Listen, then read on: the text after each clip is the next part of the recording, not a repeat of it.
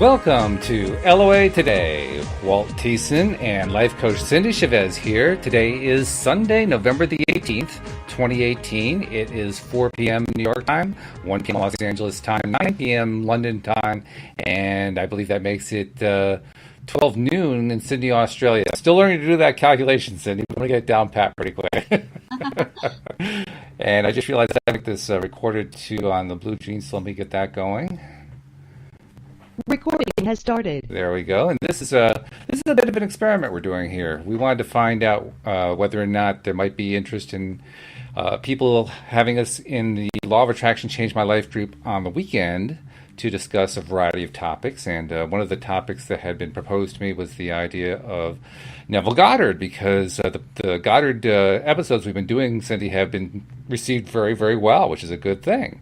And so we figured, okay, well, one of the things that is tricky about Neville is that Neville is a little tricky. He's a little bit tough to get used to how to understand, what it is he's saying and what his intentions are, what his meanings are. You have to have kind of what we call the decoder ring. And I presume you brought your decoder ring, Cindy, because you always have it on anyway. I did. Yeah. I think I'm ready. Yeah. So that's a good thing. Well, it's kind of like when you first start learning about conscious creation, there'll be a lot of new language. Mm-hmm. I mean, just like anything else that you're learning about, you start learning words that you hadn't heard before, or words or phrases that are used in a way that you hadn't heard them used before. And Neville is not unlike that. Right, exactly. Neville uses a lot of things that are like, wait, what is he saying there? But after you start understanding it, it starts making a lot more sense. And so I thought it would be fun to talk about Neville. And I've gotten, and you've gotten, messages, emails from people that are saying, tweets we've gotten, enjoying your discussions about Neville.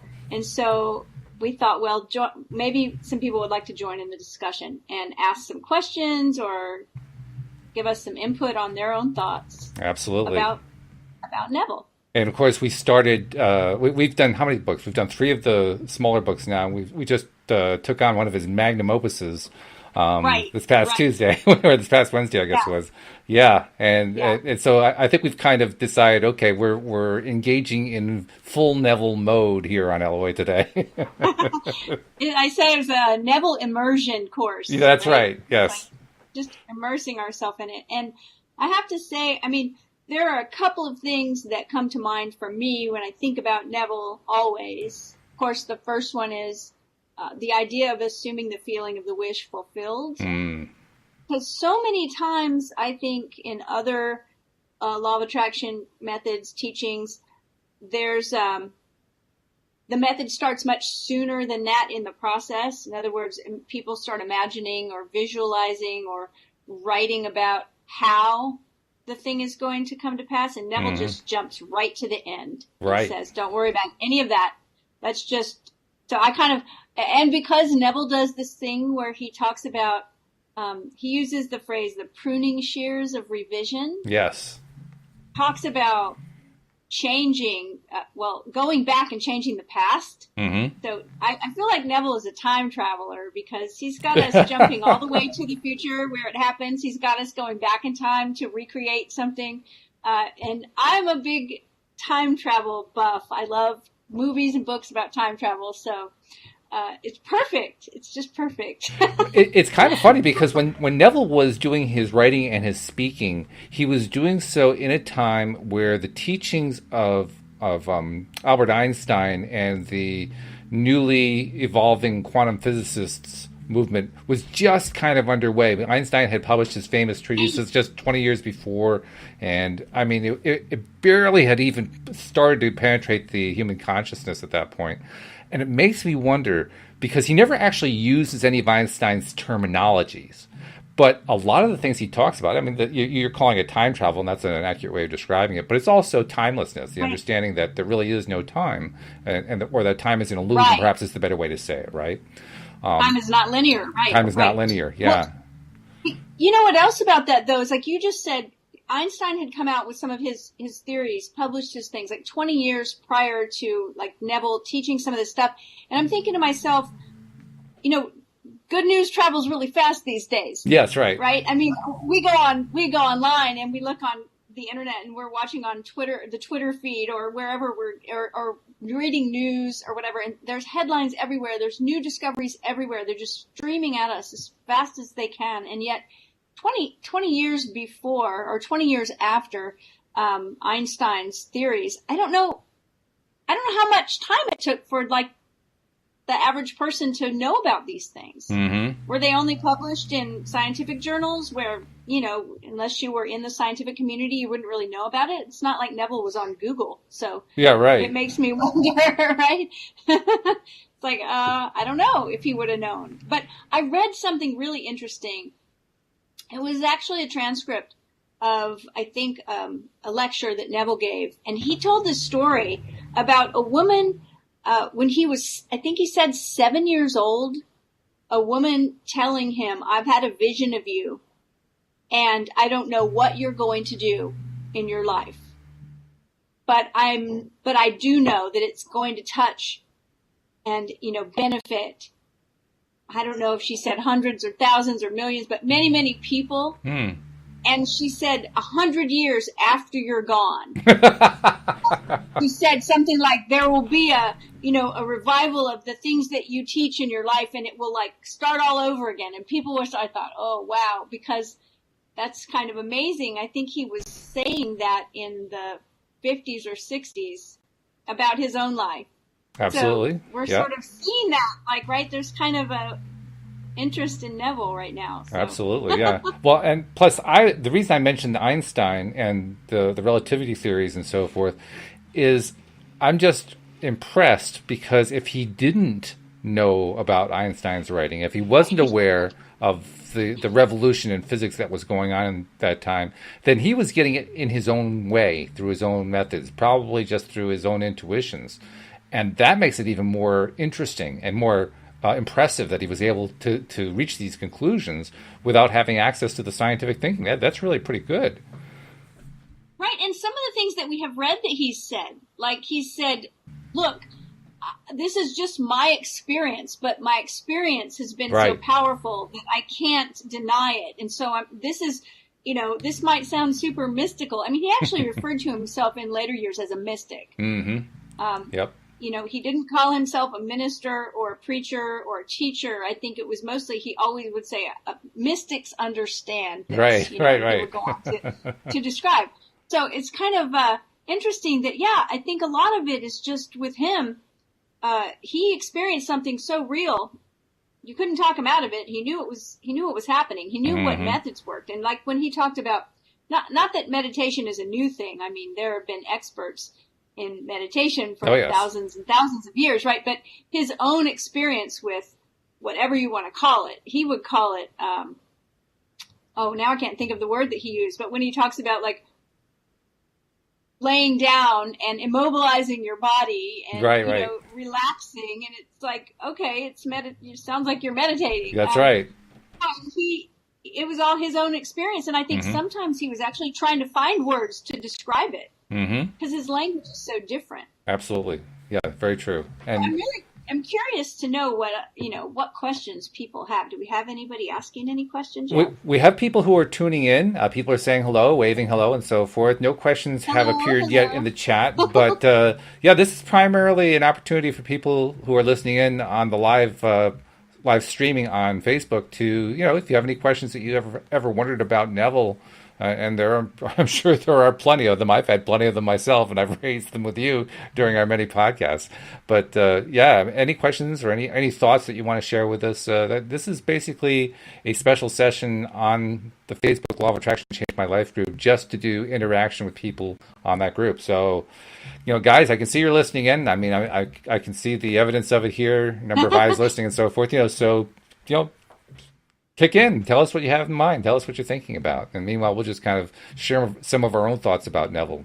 I know that for myself, the biggest thing for me about Neville is that I have transitioned from a place where I was to a place where I am now. Where I was before was, oh God, he's the guy who puts out all the stuff with the scriptures. I can't bear to read any of it.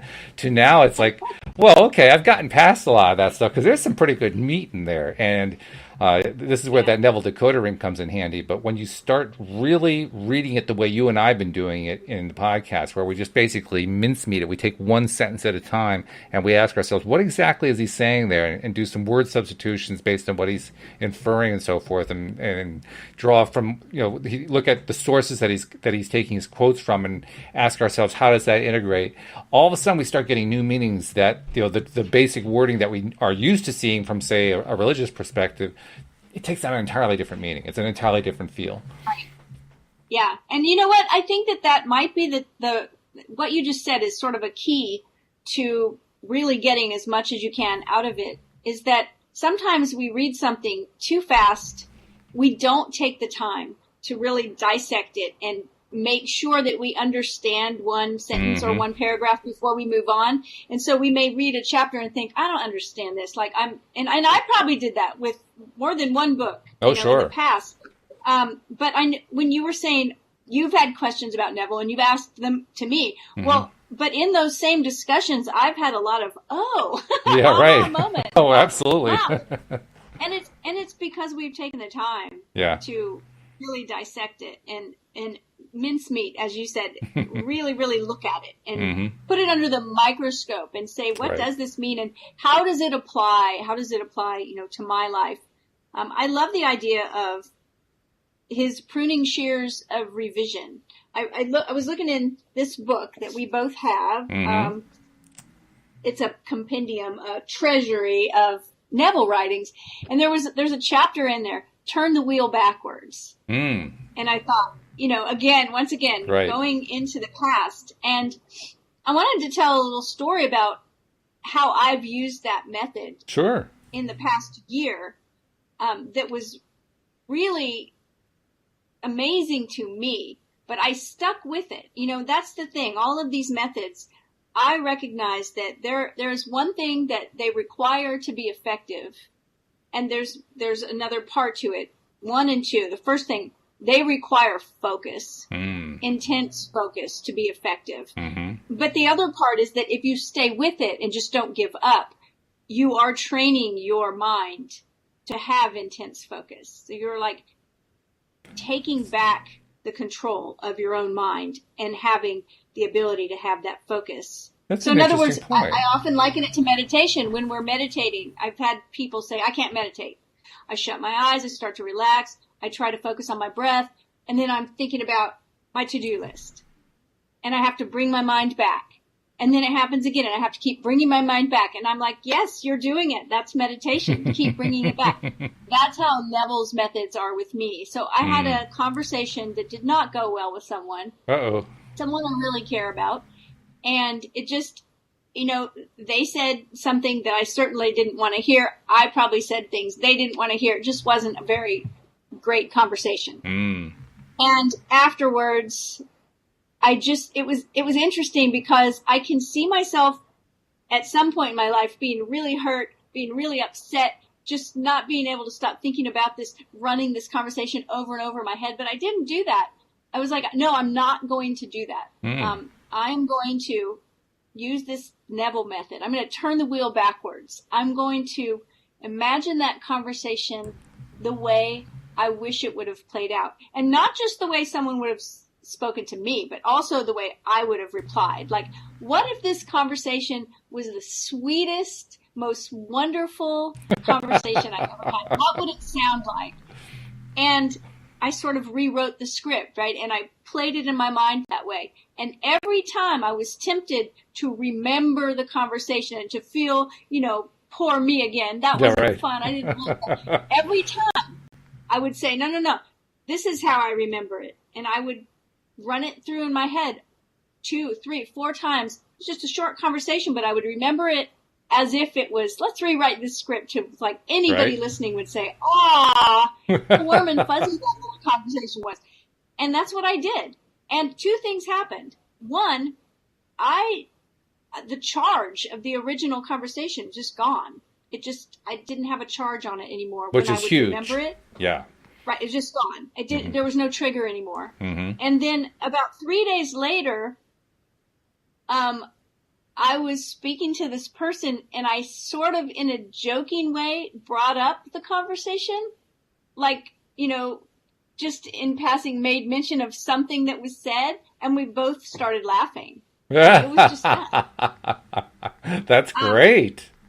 And I think, I'm sure that years ago in my past, I've had situations where I would just replay a conversation, a conversation that didn't feel good, an uncomfortable conversation, over and over in my head, right? And analyze it to death and try to figure out how wronged I was, right? It's like, and I just didn't do it. And I'm not saying that, I will remember this every time. I hope I do, because it was very powerful and very effective. So I'm throwing it out there because it's one technique. I actually have given this homework to a couple clients in the past month or so. A client that came to me with a problem, and in the telling of it said, well, I had this conversation and I was really hurt by what this person said. Said, okay, we're going to do some homework, and this is what I want you to do. So this is the other part to that. If you want to use this technique, and this is what I told her. I said, if I decide today that I'm going to have a piece of cheesecake, because I love cheesecake. Yum. I'm going to go get it, and I'm going to dig into it. And why am I doing it? Because it tastes really good, because I'm going to enjoy the daylights out of this. When? Now. I'm eating it now. I'm enjoying it now. Now, am I doing it so that a month down the road I can look back and remember? Well, I will be able to do that. But none of my goal is for later. It's not to manifest anything later.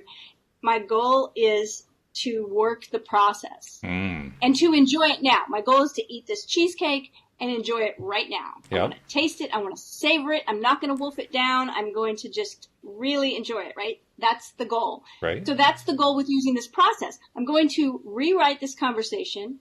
I'm going to remember it the way I wish it would have happened. And I'm going to enjoy feeling what it would feel like if it would have gone that way. I'm going to enjoy the warm, fuzzy feeling of a happy, sweet conversation.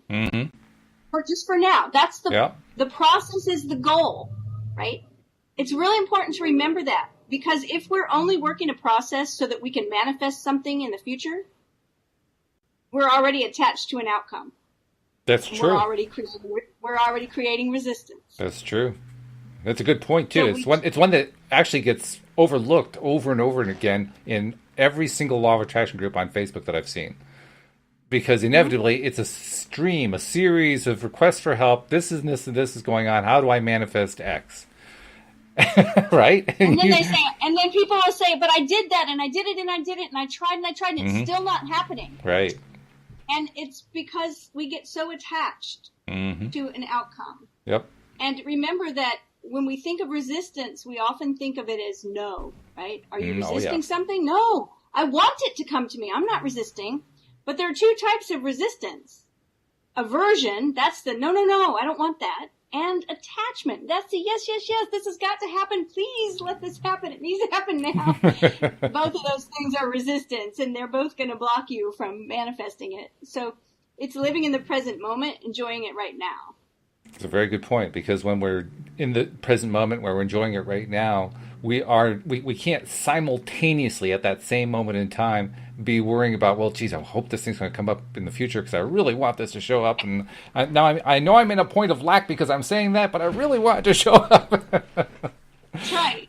That's right. You can only focus on one thing at a time. Yeah.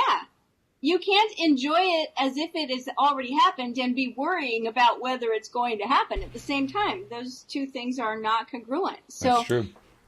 So that's something that I learned from Neville that I've used for a long time, and I've been using it more and more lately because we've been in our Neville immersion course, and I'm just watching it unfold in such an amazing way. It's I really want to hear feedback, from people that have tried it.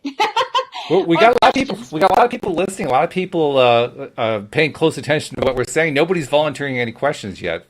But let me share something with you that I saw earlier. It wasn't actually in this group. It was on another group in Facebook. It was actually an Abraham group.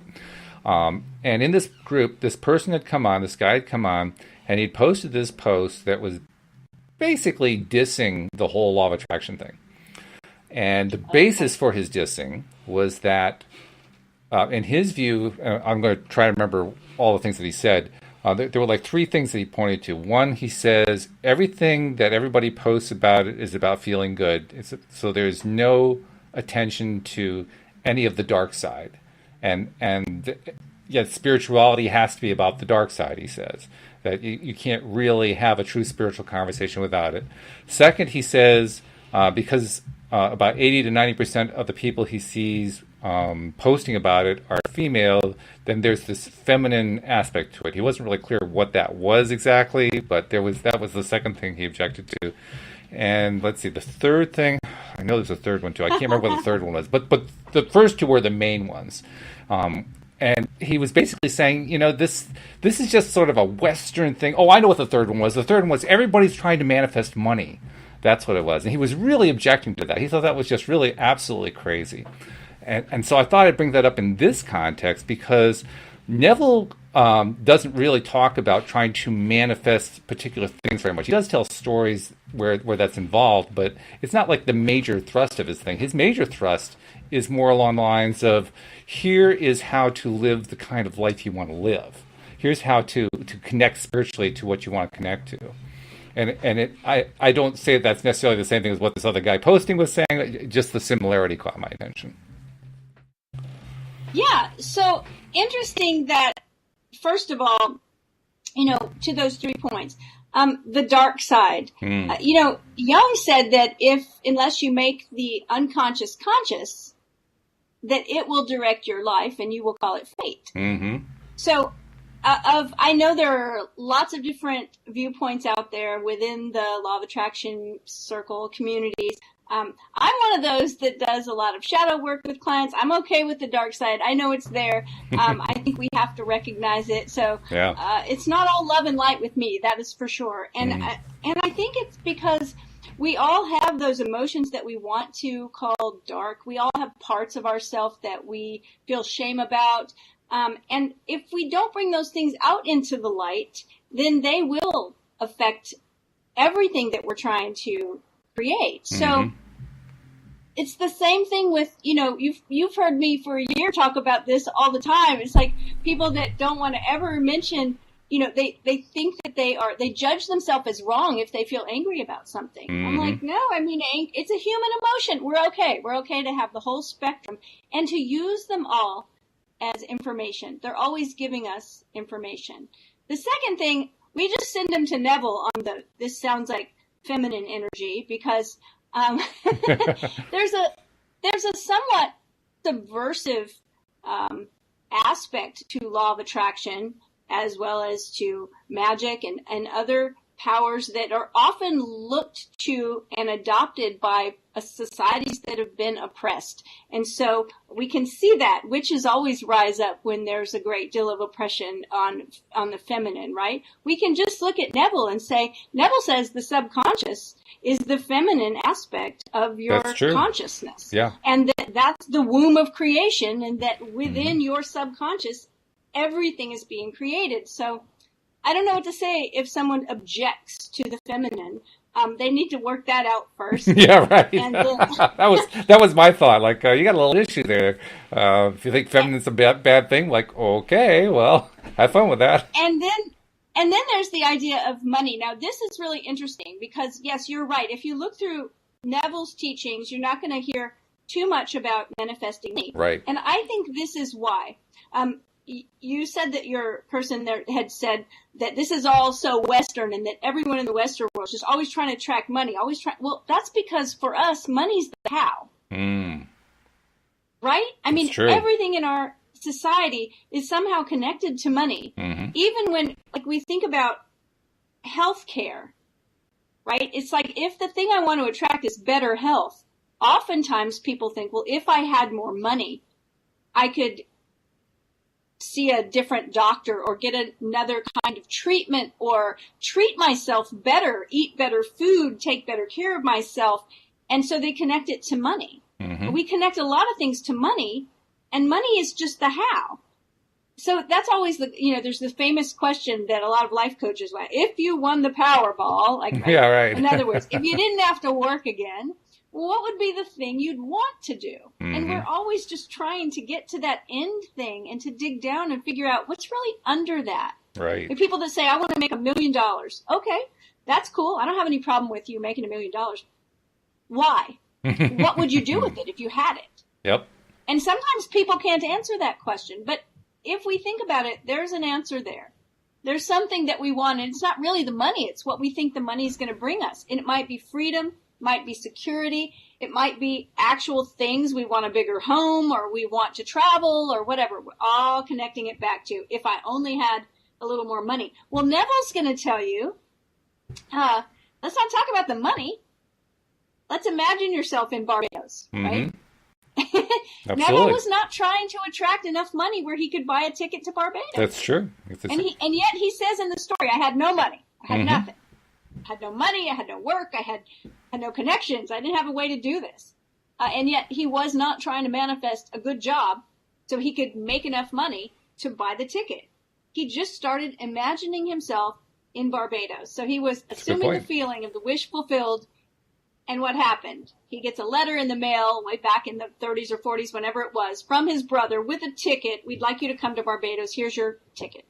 So I think the money thing, I think he's right, whoever this was. You're absolutely right. People are always wanting to manifest money. Mm-hmm. I've done plenty of money manifesting, right? Because I wanted a certain thing. And it was like, okay, this is where I need to go. More and more, I'm just jumping to the end with Neville. I'm just time traveling right out to wherever that thing is, not worrying about it too much. The only thing I might disagree with him where the money is concerned is I don't think it's limited to the West, because as far as I can tell, every culture around the world is money driven. So it's pretty much universal. Yeah, we're a global economy. Yeah, absolutely. Agree. We are getting we aren't getting questions, but we're getting a lot of good comments. Our friend Jeffrey is back. Jeffrey, of course, was posting like crazy in our last one. So Jeffrey says a few things. He says, first of all, there really is no dark side. Even in the contrast, there is learning and growth and potential. And he says, in regard to shadow work, mirror work, root work can all be considered dark work. Even witches and wizards, creators and practitioners were considered dark. Yes. It's all a spectrum. It's just polarity. Yes, absolutely right? It is. Everything contains its opposite. More comments from him. It's everywhere in the world. It's everywhere in the world. It is like this. Money is very important. The lack of money is a mindset that's rampant in the world. So a lot of us are working on give back to let others enjoy freedom. Those are like 4 posts that I just read in a row from him. Thank you. So, yes. For those comments. And Bridget didn't have a question. She just said that we're on point. So I guess we're touching the right stuff here. Yes, very good. Which is good. The others are just all hellos. Hi and hello, Nasha and Christy and Hannah and I think I missed somebody. But yeah, this is an opportunity, by the way, to share not only any thoughts you have, but if you have any questions for us. Cindy is my Neville Goddard expert. That's why I brought her on for this special event here on Sunday. So feel free, if you've had any questions about Neville or just any questions in general about the law of attraction. She's also a professional life coach. So this is a good opportunity to ask. And Nasha has a quote, "Nothing is good or bad, but thinking makes it so." Very true. Agreed. And the number of listeners is increasing. It's just nobody's got questions. I guess they all feel either very, very confident or they're just waiting to see what more we can tell them about Neville. I'm not sure which it is. It's one or the other. One or the other. Well, so I've used the Neville process to go back in time and revise a conversation. Yeah, I wanted to ask you about that actually, because when you talked about that, then you had like 4 or 5 other points, and I didn't want to interrupt you because you were on a roll, but. That's something that I have actually been kind of, running into quite a bit, which is I recognize the importance of doing the revisioning, and that's always been a little bit of a challenge for me. I'm getting better at it because I just try to think of it in terms of just imagining, and I'll play the imagining out. But the thing that I find is I play it out fairly quickly, and then all of a sudden I'm back to my old thought patterns again. And if you understand what I mean, it becomes, it's almost like I'm trying to go in every single time that I have a thought pattern and replace it with a new one. It's like the meditation, only I'm doing it in real time during the live world where I'm actually doing stuff.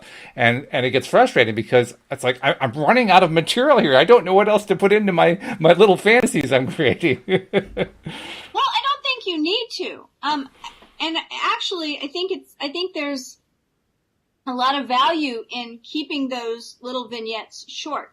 You know, like the conversation that I was speaking of was it was a fairly long conversation, but there was one part of it that was the part that kept coming back up into my mind because it was the part that sort of was the most charged for me probably. And so one of the things that I did was when we are in a conversation that's uncomfortable or, you know, difficult conversation that has a charge for us, we can fix some of that with empathy. And that is us having empathy for the other person and recognizing that they're feeling charged too. There's something within them that's going on that's causing them to be defensive as well. And then recognizing or imagining that they're having empathy for us, that they're recognizing, okay, you're not feeling really great about this conversation and we need to change that. We can actually do that in real time, in real conversations. Yeah. It works great. When we don't, when we have a situation we want to revise, it's important to remember that. But the other thing is not to try to make those things too long, too heavy, too winding, right? We're not writing like a screenplay for a 2-hour movie. We're just writing a skit that's like 3 sentences long. That way we can revisit it over and over. And we can tap into the feeling of what it would have felt like hearing that particular thing and saying a particular thing that felt better to say and felt better to hear. And we don't need to make it any longer. We can just go back to it. And remember, keeping in mind that we're doing this for the benefit that we get in the moment of enjoying that conversation. Right. Like the cheesecake. It's not, you know, and the thing is we are going to see results in the future from this process. But when we make it about the results, that's when we start creating attachment. So it's always better to enjoy it for now and really feel it. We finally have our first actual direct question, and I think it ties directly with what we're talking about here. Now, Bridget was overhearing us talking about how Neville really doesn't talk much about money specifically. For instance, you pointed out the story about the steamship ticket. Now, her question is, you said you have manifested money a lot of the time. I don't remember quite saying that, but can you throw more light on this? I'm trying to manifest an amount right now. Well, and that's the light that I want to shine on it, is that there's nothing wrong with deciding you want to manifest money. Like I do it all the time.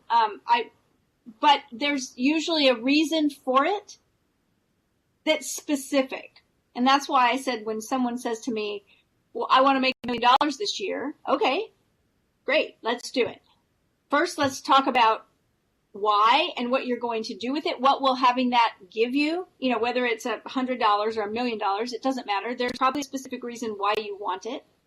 And it may be an actual physical reason, like need to pay a bill, want to go on a trip, whatever, like you want to spend it on a specific thing. And then oftentimes people want to amass money because they think they will feel more secure. Oh, absolutely. Yeah. And sometimes, yes, but it doesn't always work out that way. Believe me. I've known people that had more money than they could probably spend in this lifetime and were no more secure. They still had, you know, money things going on. So really, when we want to manifest money, get really clear on why. And if you can, just jump to the end and start doing the work around that thing that you want, because things can come our way, opportunities, people, things, through other venues than just us buying them. Not that there's anything wrong with buying them. That's okay too. Not buying them is good. We can buy things, but we can also receive gifts, right? Absolutely. Yeah. Actually, Nasha jumped onto the same topic. She says, "Yes, I would like to know about money manifestation. And one more thing, I have manifested a lot of things without money, but the things I want the most, for some odd reason, it doesn't manifest." When someone tells me that the things they want the most are the things that they're having trouble manifesting, I think we can get a little complex there, but I usually say this, and this goes back to that dark side we were talking about. Right. That whatever you are creating, whatever you are manifesting, which it might be the lack of that thing you think is the most important thing ever, there's part of you that's really digging that. There's part of you that's really happy to stay right where you are and to not manifest that thing. And oftentimes it's because we have a counter intention or there's some kind of payoff. I heard a story once, and this is very extreme, but it was a story about a woman that was in a wheelchair. And because she was in the wheelchair, there were a lot of things that got done for her, right? She couldn't do certain jobs and people took care of her. And there came a time where there actually was a cure for whatever was keeping her in the wheelchair, and she really didn't want it. Oh, yeah. Why? Well, it's like, because if I get this thing that I think I really want, I'm going to lose whatever I have now. And the thing that you has now probably has some good parts to it. We're always worried about, we often don't manifest because we're worried about losing something. And whatever it is, we think about what we call our comfort zone. It's usually anything but comfortable. It's just familiar. Yes. Boy, is that the truth. The comfort zone is anything but comfortable. In fact, it's about as uncomfortable as you can be. It's why people stay in jobs that they hate. It's why people stay in relationships that aren't really working. Oh, God, yes. Because they're familiar with it. And remember, the part of our brain that calls a lot of the shots, I always refer to it, some people call it the reptile brain. I like to call it the squirrel brain. Because it is actually like the size of a walnut, I think. It's not much bigger than an actual squirrel brain, right? And squirrels, all they really care about is keeping themselves safe from the dog that's chasing them, finding a nut to eat, and making some baby squirrels. That's it. They don't think about anything else. Those are the goals in their life, and they don't want change. They don't want anything to keep them unsafe or put them in danger.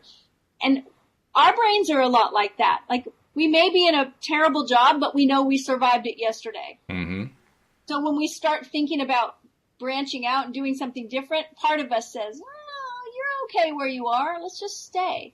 That actually is the underlying reason why we don't sometimes manifest something that we really think that we want. Every big shift comes after a big letting go. So it's being willing to let go of whatever it is we have now. Bridget said thank you, and Nasha has a follow-up question. She says, how often should we visualize? Well, I visualize every day. And I meditate, and I often tap into the feeling of the wish fulfilled. I don't often use the word visualize, even though I guess that's what I'm doing, but I like to bring, that always says to me like sight, like I'm trying to create a picture, which is fine. But I like to bring all the senses into my work. And so smelling, tasting, feeling, touching, hearing, I like to bring it all in. But as far as how often, at least when you're falling asleep at night. That's according to Neville, since we're talking about Neville, and he's my favorite. That is his number one time. Mm-hmm. It's not the only time, but he says this is really important. We've covered some of his thoughts on that in the books that he's written about sleep. Yeah, he's done entire chapters on it. Yeah, sleep is the door to the unconscious. Yeah. Or the subconscious. And he is telling us that our subconscious is what's doing the actual making. And so we want to be sure that when we enter into sleep, as we're falling asleep, so that's one time you want to make sure that you are creating a vision of something that, of you having it already, not finding ways to get it, and right, not the hows, but the the outcome already there, already with you, assuming the feeling of the wish fulfilled. And I'm really good at trying to go for the house. I can tell you that it doesn't work. So I have a timer on my phone. I have a timer on my phone for 3 times. It happens about 10 in the morning and maybe 2 in the afternoon and then 1 in the evening, maybe 7 o'clock. I don't even know the times, but it just pops up on my phone. It's in my calendar. It says, assume the feeling of the wish fulfilled. Yeah, it's good. So if I actually was paying attention every single time, it would be 4 times a day, because those 3 times, and then when I'm falling off to sleep, I'm not going to pretend like I always take the time every time I see that reminder, but pretty often I do, because I've honed my vignettes down to where they don't take but 60 seconds. So when I see the reminder, I can usually find a minute to close my eyes, to imagine, what I'm creating. Imagine it as it's already done. And I really like to bring the feelings into it. I had one vignette where I could feel a wedding ring on my finger, and I could feel the stem of a glass, and we were toasting. And that was the whole vignette. I just kept imagining that. I could smell the wine. I could feel the glass. I could hear people chattering, because in my vignette, we were in a restaurant. I could feel a wedding ring on my finger. I could feel my feet flat on the floor. I could, so I was bringing in all of my senses. And I got married. Today's my 1-week anniversary. Yay! So I woke up the other morning and I could feel the ring on my finger, and I was like, oh my goodness, that's it. That's just like this vignette. It felt the same. So it's not just seeing, but it's bringing all of those things in. Nasha's very thankful for our messages. Plus, Jeffrey's been sending her some texts as well. She has one more thing. She says, one more thing. Is it possible that we lack belief in certain things, and that's why they don't manifest? We see it as a dream and not as reality? Ooh, yes. Neville had something to say about that. And this is where Neville gets a little twisty, like, oh, this is, it's a book called, it's a short book of his called Out of This World. But he talks about the greater dimensional space. And using our imagination, he calls it the 4th dimension. He talks about a larger dimensional space. And the way I kind of made that make sense to me is that I'm a small person, so I take up a certain amount of space, not much. And then I'm in my office. My office is a certain amount of space. It's a small room. But when I'm in my imagination, I'm not limited to this small body. I'm not limited to this small room. I can be anywhere in my imagination. In my imagination, think about our dreams. We can fly. We can say, I had a dream last night and I was in Europe. Like, I was somewhere else. Right. I was outside of we are bigger than just this body, than just this room. So he says in the greater dimensional space, that's where you are creating. That's where your imagination resides. So when you're imagining this thing that you mentioned, that you call a fantasy, is it just a fantasy? This is another reason why it's very important that you feel with your body in your imagination. Like Neville uses this example. Imagine watching yourself climb a ladder. But then he says, now imagine the ladder's right in front of you, and imagine yourself climbing it. You can feel your feet on the rungs. You can feel your hands on the sides. Mm-hmm. And so the reason he says it's so important is to sort of like in our imagination, to be in our body, and to do it for the enjoyment of it now, is because Neville says time is not linear. And in that greater dimensional space, that larger dimensional space where your imagination is doing this work, It is happening now. It is happening now. That's right. So I always remind myself of this a lot. Time is not linear. Time is not linear. I'm doing this work. It's like, and that usually gets me really excited. I'm like, it's happening right now. So yeah, I think the answer to your question is yes, we can get into place. If we're in the place where we're going, this is just a fantasy, well, then it's just a fantasy.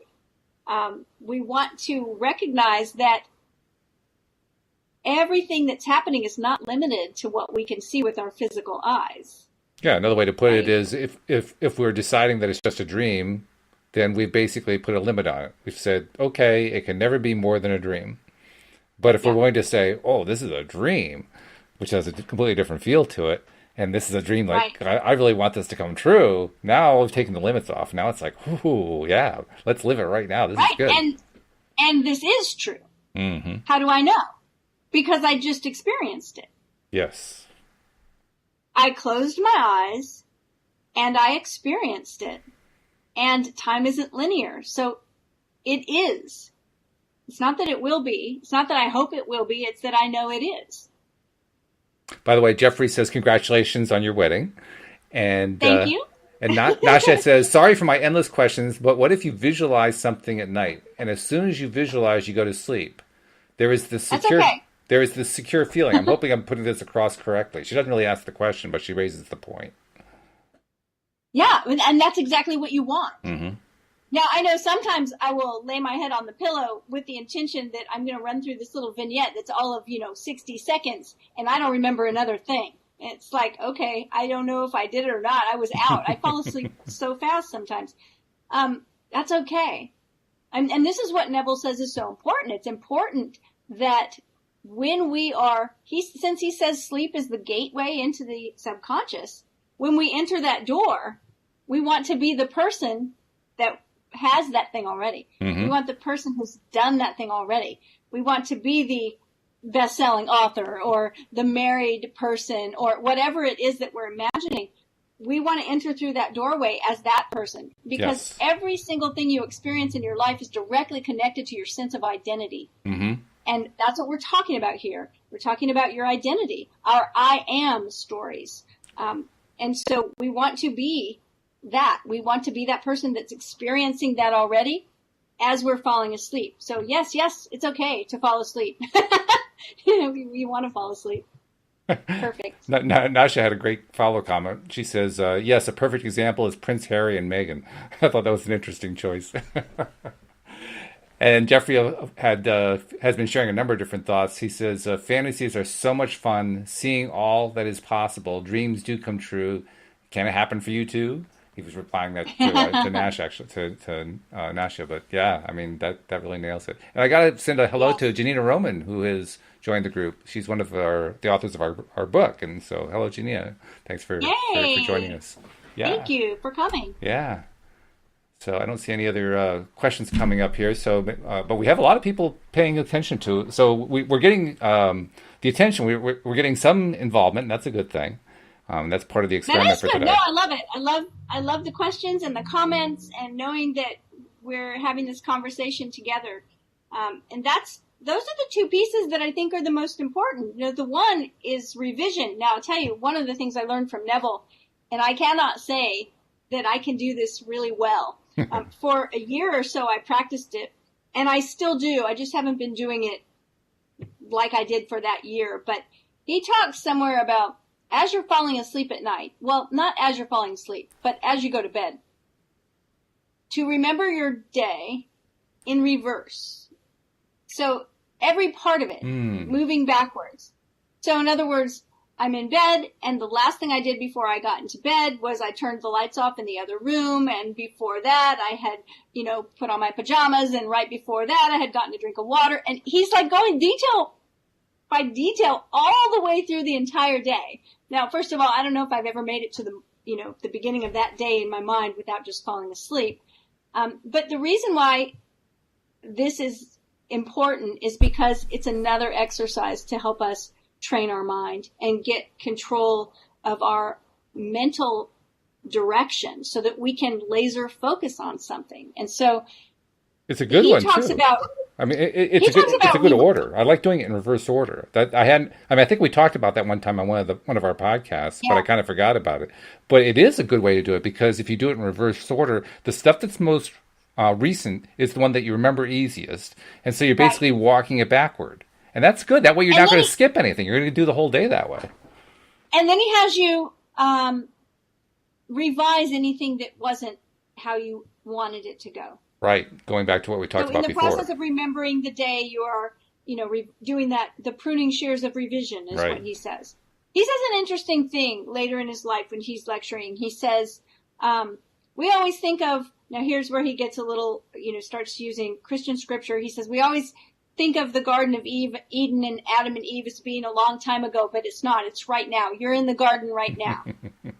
You're in the Garden of Eden right now, and you've got your pruning shears, and you have to work this every day if you want the garden to be what you want it to be. So he's talking about the importance of using these pruning shears of revision, that he calls them, going back through your day, revising the memories of the things that weren't to your liking. He says to do it every day. He says you can't do it once in a while. Just like if you have a garden, you can't just decide you're going to work in there just one day a year and it's going to look great. No, it's going to get overgrown with all kinds of weeds and things that you don't want. So he is explicitly saying this is an everyday thing. That's the revision. Then there are the ideas of falling asleep, imagining yourself with the outcome that you want. That's been the one that for the last 6 months, I've probably done the most. Mm-hmm. I've done this Neville stuff for 15 years. But more recently, it's been these small vignettes and making them small. One of the ones I love that he suggests is if you want you could really do this for anything. He says a promotion at your job, but think about how many things I just got. Jeffrey just congratulated me right now. So Right. So it's like, because he says, imagine yourself reaching out, shaking the hand of your friend, and your friend is saying, congratulations, congratulations on your new promotion. We've had lots of people congratulate us over the past week. And so really there's lots of things that you want. If you do win the Powerball, someone's going to congratulate you, right? If you tell anyone. There are some people I think would tell everybody, but your point is well taken. But look at people that say, I've been trying to heal myself of something, and I just came from the doctor and I had a good report. What do we say? Congratulations. Congratulations. So it's not just a promotion at your job. There's lots of things that people may congratulate you for. And what he says is that that's it. It doesn't have to be any longer than that. Imagine your friend congratulating you and imagine you saying thank you. Mm-hmm. And he says you may want to take that word that you said, thank you, and use that as your mantra as you're falling asleep and just imagining shaking that hand. So see, he's not devising you to write some 10-paragraph long, screenplay. Just something short. And that, I think, has been super effective for me in the past 6 months. Because I think I used to do it a little differently. And the more I was reading and the more we were dissecting everything and tearing it up, the more I started realizing, it needs to be short. Mm-hmm. To where we really, and I think I told you this, I don't know if we were podcasting or if it was off air, but I was imagining the vignette I told you about. I was sitting in a restaurant and I kept imagining my feet on the floor. Right. And feeling myself in the chair and my hands on the table. And one day when I was imagining it, I noticed the specific pair of shoes I have on. And I didn't say, I need to figure out what I'm wearing or anything. I just have to, in my imagination, I glanced down and I had a certain pair of shoes on. I went, oh, that's funny. My imagination started adding little details. Which is nice. But Yeah. it was still just that same short little vignette. So keep it short and do it over and over. Nasha has another follow-up. She says, and is there a time limit for your wish to manifest? And how can one be happy when things are going the total opposite way that makes one depressed, down, and angry? And she also had a second one. At times it's so difficult when you have to make some toxic people reverse their actions. Secondly, how do we reverse something which has hurt us during the day? You touched on that earlier, but here's another chance to talk about that. Right. So there's a bunch of things in there. We can't do anything about other people's actions or behaviors. And yet they often change when we start revising our memories of things that have happened. And then the other thing is just a really basic relationship thing. It has nothing to do with Neville or with magic or with any kind of mental work, but it's just creating strong boundaries. And, the simplest boundary is letting someone know what's okay and what's not okay. And Absolutely right. we often don't do that because it feels like a difficult conversation. And, my husband says, he always jokes about the words, we need to talk, because me being a relationship coach, we talk about communication a lot. And he always jokes, those are the scariest words anyone's ever heard, right? When someone comes up to you and says, we need to talk. Right. But just creating a boundary, just being willing to say that it's not okay, whatever it is, whatever that toxic behavior you're talking about is. Because here's the thing, when we tolerate things in our life, whether it's behavior from someone else or whether it's, we all tolerate things sometimes, right? We tolerate that the light bulb in the porch has been burned out for 3 months and we don't want to change it. So we just tolerate that there's no light out there. Right. As long as we tolerate things, you will not manifest like you want to. I got a few more questions and comments here. One, I'm going to take them out of order because Janina, our friend who helped write our book, wrote, let's see, where is it? Visualizing, hearing thank you works even better if accompanied by the feeling of appreciation or the feeling you're after. Yes, absolutely. Yeah. We want the feelings in there. Yeah, feelings are the secret, right? Absolutely. That's the title of the Neville book. Yeah, That's feeling right. is the secret. Feeling is the secret. That's right. Nasha also offers her congratulations to you and prayers and best wishes. Thank you, Nasha. For your future with your husband. And Dacia, who's just recently joined us, says, how can I manifest the perfect guy in my life? In fact, any guy, really. And I understand that feeling, too. Well, I'm going to say something funny right now. We have this idea with coaches. I mean, a lot of different professions, but we call it the doorknob question. Because people will go to the doctor and they don't ask the doctor that question that they really want to know. Right. And then right as the doctor's going out the door, they go, oh, by the way, I wanted to know about this. And I'm laughing because I'm looking at the clock. I'm like, we got 4 minutes and the questions started pouring in. Oh, that's right. We can go over. We're not limited to an hour, so we're okay. Well, I am, though. But you are. Oh, well, then we do have a limit. Okay. But here's what I would say. Whether you want to manifest a great guy, and don't say just any guy. Like, no, let's go for the great guy. Let's go for the perfect match for you. Let's go for, and there are lots of them, by the way. I believe that I just married my soulmate, and I also believe that there's not just one person out there for you. There's a lot of people on the planet, and there are probably a lot of wonderful people who will be a great match for you. So what I would say is to imagine what it would be like to already have that. I mean, that sounds like, but that's what we're talking about here. We're talking about figure out what it is that you would like to feel, how you would like to feel if you already were in that great relationship, and imagine that. Create a short vignette. It doesn't have to be hugely detailed, and just imagine it. Imagine it over and over. And then let yourself enjoy what it feels like while you're imagining it.